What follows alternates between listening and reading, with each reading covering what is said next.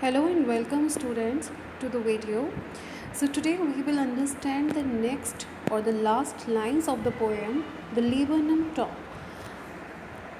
इससे पहले वाली जो प्रीवियस वीडियो थी उसमें हमने जान लिया था कि किस तरीके से 3 स्टेजेस में ये पोएम डिस्क्राइब की जा रही है। यानी पहली अवस्था वो जिसमें जो पेड़ है वो बहुत शांति से खड़ा हुआ है, यानी कि उसमें कोई हलचल नहीं है। दूसरी अवस्था वो जब ये गोल्डफिंच नाम की जो ये बर्ड है वो आती है और उस पर क्या करती है, बैठ जाती है। तो ये जो बर्ड है वो उस पर बैठ जाती है।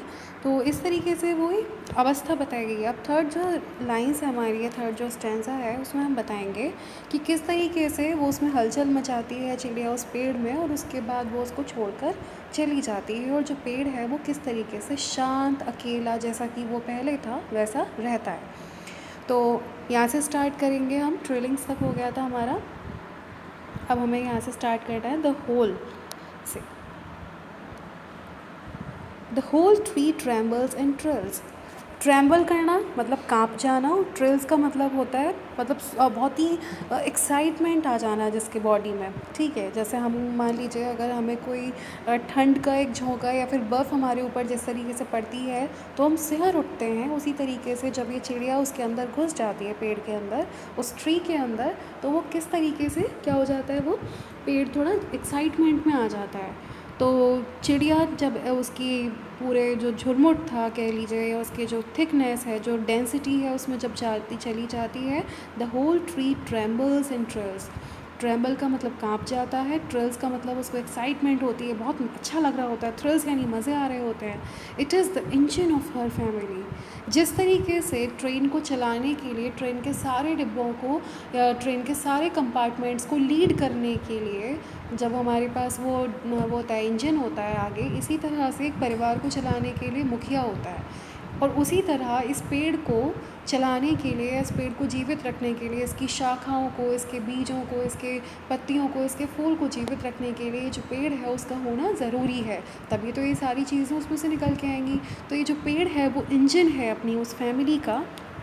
और पोएट डिस्क्राइब करते हैं, टेड ह्यूज़ हमें बताते हैं कि it is the engine of her family, she Stokes it full. Stokes का मतलब होता है उसको पूरी तरह से, मतलब उसमें भड़का देना, उसको थोड़ा चिंगारी टाइप लगा देना। इसका मतलब क्या है कि जिस तरीके से वो उसके अंदर चली जाती है, उसकी डेंसिटी में खो जाती है, उसके संघन होने में घुस जाती है वो, तो वो उसको क्या करती है, शी स्टोक्स इट फुल, यानी पूरी तरह से उस पेड़ को हिला देती है, पूरा झकझोर देती है, फड़क फड़क के, मतलब जिस तरीके से। Then floods out to a branch and, और फिर उस पेड़ के अंदर से निकलती हुई कहाँ पर आ जाती है, एक ब्रांच के, एक शाखा के एंड पर आ जाती है। और फ्लड्स करते हुए मतलब फड़फड़ाते हुए। Showing her barred face identity mask, और अपने बार्ड फेस का मतलब होता है जिस तरीके से इसके फेस पर हम देखें तो धारियाँ हैं, होती हैं, एक जो स्किन होती है हमारी वो सैगी हो जाती है और वो धारियाँ पड़ जाती हैं। और आमतौर पर चिड़ियाओं के या जो एनिमल्स होते हैं उनके चेहरे पर तो इस तरीके की लाइनें आ जाती हैं। तो बार्ड का मतलब यहाँ पे लाइन से है कि showing her barred face identity mask, यानी कि उसका आइडेंटिटी मास्क है कि ये जो चिड़िया होती है गोल्डफिंच, उसके चेहरे पर धारियाँ होती हैं, तो ये उसका आइडेंटिटी है। तो एक मुखौटा सा लिए वो उस पेड़ की किसी एक शाखा के लास्ट में आके, एंड पर आकर बैठ जाती है। Then with eerie delicate whistle chirp whisperings she launches away towards the infinite and the laburnum subsides to empty। अब क्या होता है कि then with eerie का मतलब होता है, ये जो वर्ड है ऐसे प्रोनाउंस होता है EERIE।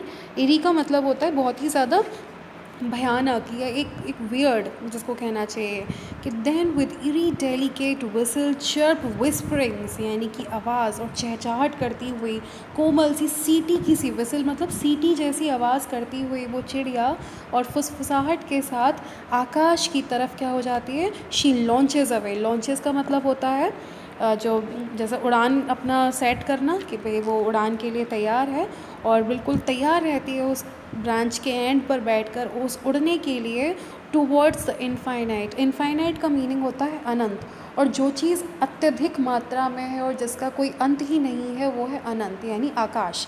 तो वो आकाश की तरफ लॉन्चेस अवे यानी उड़ने के लिए तैयार रहती है।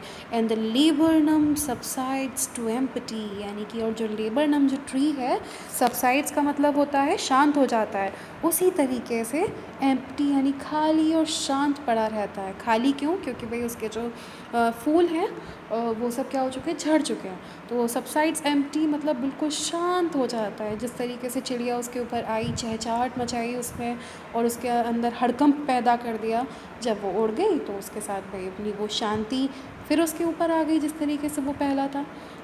दस the poem ends here class. और आप लोगों को अच्छे से समझ में आ गई होगी। जो चीज़ नहीं समझ में आया उसको रिवाइंड करके देख लीजिएगा। Thank you all.